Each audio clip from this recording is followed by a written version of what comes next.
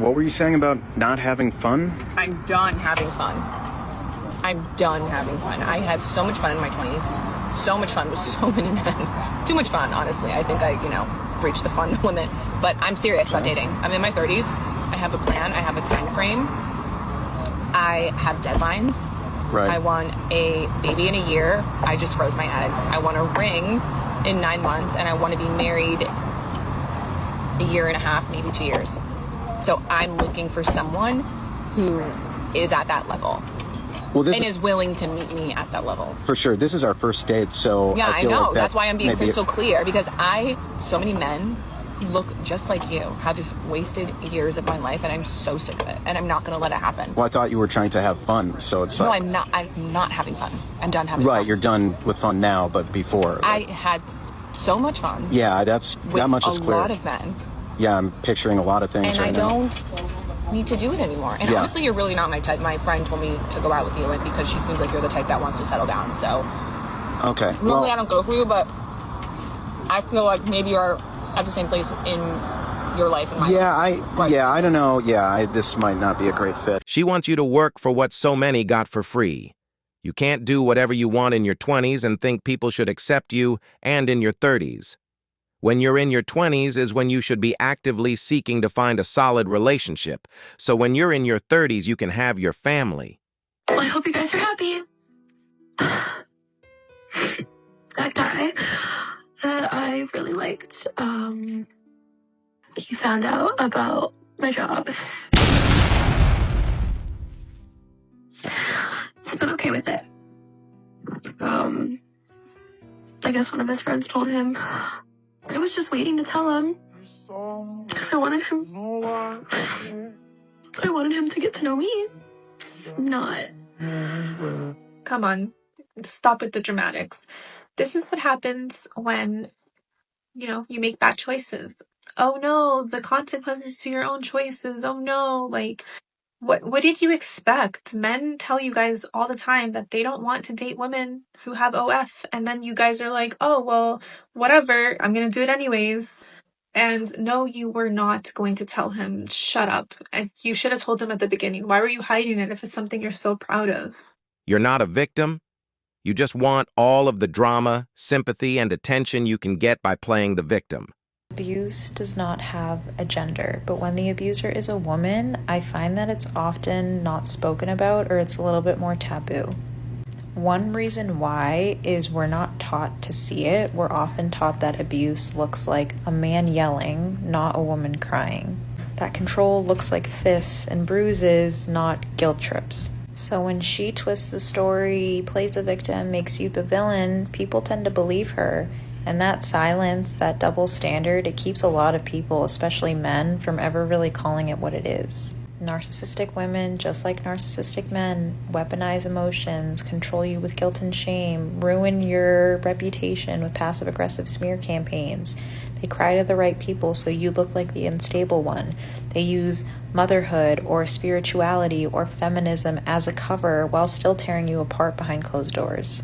So yes, women can be kind and abusive at the same time. They can be soft-spoken and controlling, and if she made you feel crazy for questioning it, that's probably exactly how she kept the power over you. So just know that you're not alone. This happens to everybody of every size, age, gender, ethnic background, religious background. Abuse knows no boundaries, clearly. No one cares about a man being emotionally abused because no one usually believes this is possible. Even worse is a narcissistic mother who uses her kids as pawns but portrays you as the bad parent and herself as a great parent in front of others.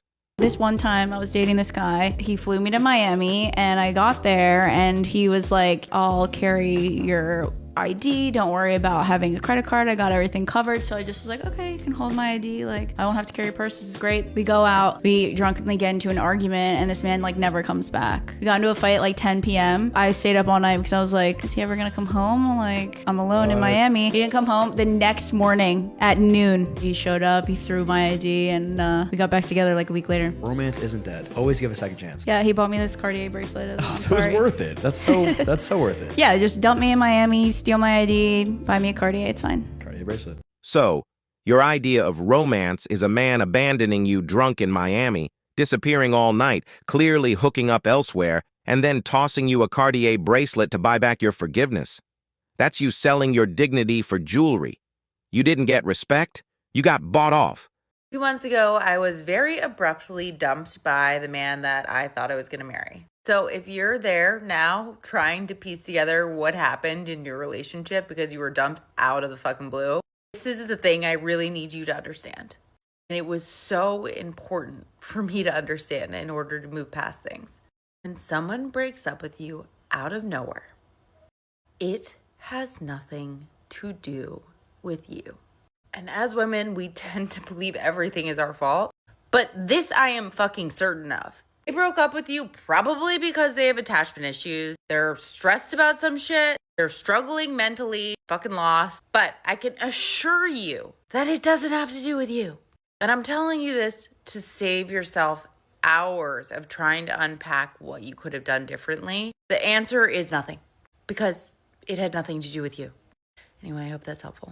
Yeah, of course, men are the ones being done, and you will never understand that. So, I have posted a few videos over the past couple of months about a fella that I was dating and how amazing it was. And this past week, we ended it. And it's crazy, but I feel like this one hurt a whole lot more than my marriage of almost 11 years ending. I don't know if it was just because I fell so hard, so fast. I was just excited that I had found something that made me feel alive again. It stings so much more. If it's because I realize that I'm still tainted from my divorce.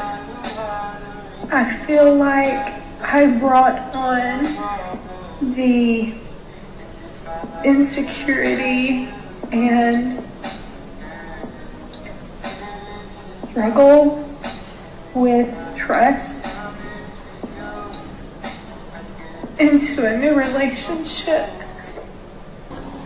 Maybe it did more harm than good, but dating sucks. After ending a marriage due to infidelity, I'd rather be single for the rest of my life. So,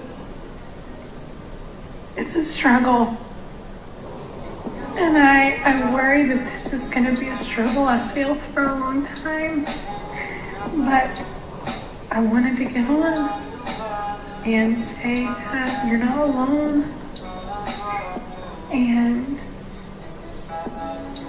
give yourself some grace. The grass wasn't as green as she thought. Women don't realize that love isn't the excitement in the good times, it's the calmness and commitment of the bad times. She thought she was entering a new relationship. The other guy just wanted her body. I'm dating a broke guy, and it really, really sucks because he has the best personality, hands down. I have so much fun with him, but it's like it's gotten to the point where right now I'm not doing as financially well as I normally do. So in the past, like, we have taken trips, but I've paid for the trips, I've paid for the hotel, I've paid for the rental of the car. If we've been to concerts, I've paid for the tickets. He does what he can when he can, but he doesn't do enough. You know what I'm saying? But he does what he can when he can. But it's gotten to the point where it definitely sucks because I'm not doing as well financially. I can't afford to do things for two people. I can't even afford to do things just myself right now. So because I can't afford to do things for two, we actually don't do anything. We haven't done anything. Like, if I'm being for real, for honest, like in September, for my birthday month, he does celebrate me around those times though. He does celebrate me around the holidays. He does celebrate me around my birthday. But yeah, it's been October, November, December, January. So for the past 4 months, me and him, we just been like sitting ducks. And yeah, it sucks. Like, it's crazy. Okay, this is a long video, okay? But so I'm gonna have to break it up and insert myself so that I don't forget what I want to say. But the first thing is that she started off with this video saying that she's dating a broke man. And I just want to know, how would women feel if a man came on and was like, hey guys, I'm dating an overweight woman. Let me tell you the backstory, but she has a great personality. Or if men were like, hey guys, I'm dating, a single mom that has 5 kids from 5 different fathers. But let me tell you about her personality. Like, you guys would be so offended. Like, how dare you put my business out there? How dare you, like, even refer to me in that manner? The way in which you refer to me lets me know your respect level for me or lack thereof. That's first of all. Second of all, already, like, from the beginning, when one of my subscribers sent me this whole trail of videos, and I gotta tell you, instantly, I'm like, this story doesn't even make sense. So he doesn't do enough. He doesn't do anything for you. He's broke. He can't afford to do anything. But then when he can, he does. And for your birthday, he did something. If his finances are consistent, doesn't that mean she's broke? And I was like, you know what? I fly back to Houston I get back to Houston when I get there. Pull up. You live very close to there. Pull up. He was like, oh, I got this, that, and the third on Sunday. I was like, well, don't blow your opportunity. And he was like, you know what? You're right. I'm going to take this opportunity. This is always the rhetoric of women who believe that they are the prize. And the thing is, don't get it wrong. From what I see, right, just my own personal female opinion, she looks like she's an attractive woman. She has no makeup on. She does have lashes on, whatever. She looks like she's an attractive woman. So again, I don't know if it's because of social media or people who kind of like fan her flame and make her believe that she is like, only dedicated for a certain, sector of men, that only a certain sector of men deserve to be in a relationship with her. But when a woman is, of course, you have to be attracted to the person that you're in a relationship with, but everything in her conversation is very masculine. It's very much that she runs the show. Don't miss your opportunity. I'm the boss. I run things. And what's getting me is that, allegedly this guy is just going along with it. I'm confused. Most of the time, if you have a man who is like, not playing games and does not want to be with a masculine women, if they say something like, oh, you're going to miss your opportunity, they're not coming. So again, this is also, we're hearing from her point of view. I don't know if there's another part to this conversation. And also, I don't know if all the verbiage that she is telling us in the story is actually accurate, but I digress. Let's continue. You're giving me a window of opportunity. I'm going to take it. Oh, Lord. He's like, I'm going to drive down there on Saturday, stop drinking with you about 9 o'clock, and then drive back at 5 in the morning so I can make it back for X, Y, and Z on Sunday. I was like, hey, baby, whatever you choose to do, that's your business. Thirsty, right? So make a long story short, when I got off that boat and got back to the house, he was in Houston waiting for me. Calling this man thirsty when you gave him your phone number and you engaged with him and you're the one who invited him to whatever city that you were staying in at the time is a little bit delulu. Okay, I'm gonna be honest with you. That's a little bit delusional because you're making it seem like he did all this stuff on his own, but you literally supplied the invitation and then you're turning around and calling him thirsty. That's like, a man asking a woman to dinner and she shows up and he was like, oh, she was so thirsty. Like, you invited her. So like, what are we actually talking about here? And I was like, just pull up to my mom's house. Like, just come hang out. I didn't realize by the time he got there how tired I would be. So now he's at my house, my mom's house, and I am exhausted. I can barely keep up with the conversation. He's chipper. He's ready. You hear me? Well, attraction doesn't always cut it. So I just got dumped.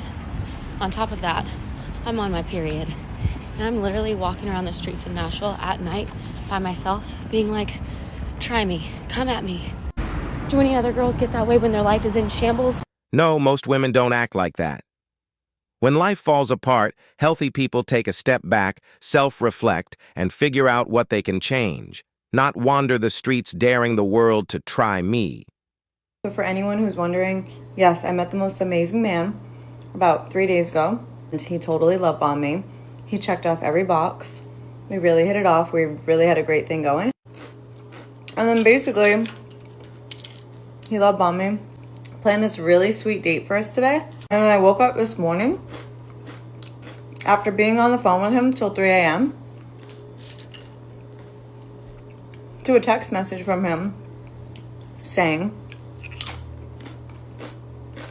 that basically he's still in love with his ex. And so I guess we're not hanging out today. So if you're in a relationship and you're bored, just know it's not so fun out here. So stay in a shitty relationship. They're all shit. So just stay in it. This is the perfect example of modern dating delusion. 3 days in and you already thought you hit it off and had some fairy tale love story. The day that you're dumped by the person that you loved with your entire heart and you thought you would have the life with them, like the house, the kids, the dog, the everything, and then all of a sudden they just dump you. And it might be through text, it might be in person, regardless. When they tell you, you don't know how to react because you never really saw it coming, but like deep down in your heart, you kind of knew it was coming, but you didn't want to say anything because you didn't want to be the person to do it because you're terrified of rejection. You're terrified of letting go of someone that you finally like formed a connection with, and you're like, well, I don't want to start over from square one, so I might as well just try to make this thing work. And so when the day comes when they're like, it's over, you don't know what to do. It's like your world feels like it just flipped upside down, and it doesn't feel real because the next morning you wake up and you check your phone just to like see if they sent you anything else that's new, and there's nothing. There's no more text. There's no more like, what are we gonna do this weekend? Or just like hanging out at their place all the time and cooking meals together and showering together and just like doing life together. Like none of that exists anymore. And that doesn't really kick in until weeks later. And the whole process between the breakup to the point of, holy shit, this is reality, is this roller coaster of like, I'm happy, I'm sad, I want them back, I don't want them back, like I want to be free, I want them back. And you always probably go back to the phase of, I just want to be in their arms again. Like I don't even care how much pain I've gone through, I don't care how much crying I've done, I just want to go back to them. Because that feeling of comfort and security made you feel like $1 million, and you've never felt that way before. So you're like, I'll do whatever it takes to feel that way again. And in your head, you're thinking they are the only person that can do that. And they're the only person that has done that for you. This whole meltdown shows exactly why men leave. Men don't want to be trapped in a cycle of emotional dependency where they're responsible for your happiness 24/7. He walked because he wanted peace. A guy on my Facebook was looking to buy a PlayStation. Oh, he won't be able to find one, that's for sure. No, like, I'll give him your PlayStation. What? Anyway. No. Do you understand that you can't get these anywhere? You better have at least got $2,000 for it. Well, they're not cheap. Bought it for $500. I got it for what you paid for. Oh, my God. Now you get to spend more time with me. We get to go do things. I don't have to sit at home and watch you play that dumb game all the time. We can actually do things together. Yeah, can't wait. I'm wrapped. Did you forget about the Nintendo Wii that we can play together? Only children play Wii. But if you want to act like a child, then pack your shit up as well. Classic double standard. A woman sells her boyfriend's PS5 for a quick $500, laughs about it on live radio, and acts all naive like it's no big deal. But if a man tossed out her designer bags, makeup collection, or even touched her precious skincare, she'd lose her mind and call it disrespect. And that's it for today on Sigma Traits. Make sure you hit that like button, smash that subscribe button, and don't forget to ring that notification bell. Support this channel through membership. You can also support through PayPal, link in the description. Let us know your thoughts in the comments below. See you all tomorrow.